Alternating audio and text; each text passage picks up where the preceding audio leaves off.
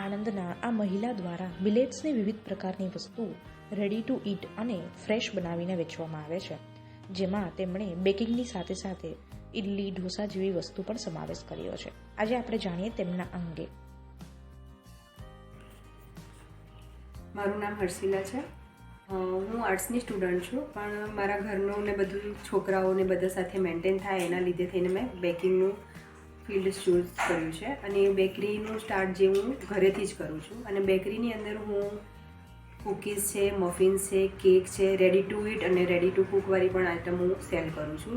Ready to cook આઇટમની અંદર છે કે મારા પ્રીમિક્સ છે, જેમાં વેફરનું પ્રીમિક્સ છે, બ્રાઉનીનું પ્રીમિક્સ અને મફિનનું પ્રીમિક્સ, એ પણ હું સેલ કરું છું. અને 100% મિલેટ્સનું આવે છે. હવે મિલેટ્સ મેં કઈ રીતે સ્ટાર્ટ કર્યા, તો બિટવીન કોવિડની અંદર મારા હસબન્ડને ડાયાબિટીસ ડિટેક્ટ થયો. તો એની અંદર મેં ઘરે બેસીને જ બધું ડાયાબિટીસને રિલેટેડ મિલેટનું લાઈક મંચુરિયન છે, ઢોસા છે, ઇડલી છે, હાંડવો છે, ઉત્તપમ છે, એ બધું બનાવ્યું.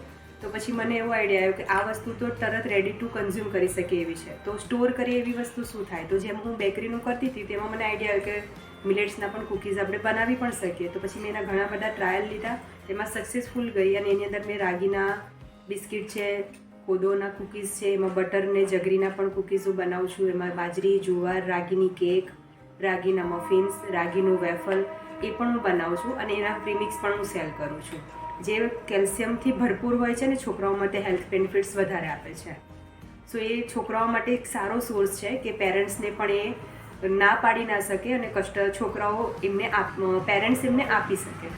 મિલેટ્સમાં એ અમે રેડી ટુ ઈટવાળી એની અંદર એવી છે કે રાગીના ઢોસાનું પ્રીમિક્સ છે, ઇડલીનું પ્રીમિક્સ, ઉત્તપમનું પ્રીમિક્સ, અને જેમાં તમે હોલમાં માગી શકો તો હોલમાં બ્રાઉન ટોપ મિલેટ છે, બાનિયાડ મિલેટ, કોદો મિલેટ, લિટલ મિલેટ, એ પણ અમે અમારા ફાર્મ પર પ્રાકૃતિક ખેતીથી ઉગાડીએ છીએ અને એ જ વસ્તુનું અમે ફાર્મિંગ કરીને અમે એને સેલ કરીએ છીએ. હું મિલેટ્સનું છેલ્લા 2-2.5 વર્ષથી કરું છું અને કુકિંગનું પણ 2-3 વર્ષ પહેલાંથી જ મારું સ્ટાર્ટિંગ છે, જેમાં સારી રીતે કસ્ટમરને હેલ્થ બેનિફિટ્સ મળે એના જ ફાયદાથી અમે એનું મિલેટ્સનું બધું બનાવીએ છીએ. જેની રીતે કે તમે કોદોના કૂકીઝ જુઓ તો કોદોના કૂકીઝની અંદર જે કસ્ટમરને ગોળની સાથે બિસ્કિટ જોઈતા હોય તો બટર અને ગોળ સાથે પણ બનાવીએ છીએ, અને ઘી અને ગોળ જોઈએ તો એની સાથે પણ બનાવે છે.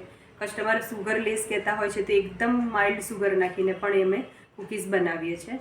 એમાં રાગીના મફિન પણ બનાવું છું. એ રાગીના મફિન પણ કસ્ટમરનો ઓર્ડર હોય એ પ્રમાણે અમે ફ્રેશ જ બનાવીને જ એને સેલ કરું છું. અને આપણે જે હોલ મિલેટ્સ છે એને 8 કલાક પલાળી રાખીએ છીએ, અને 8 કલાક પલાળ્યા પછી દાળ જે છે એને 2 થી 3 કલાક પલાળીએ છીએ.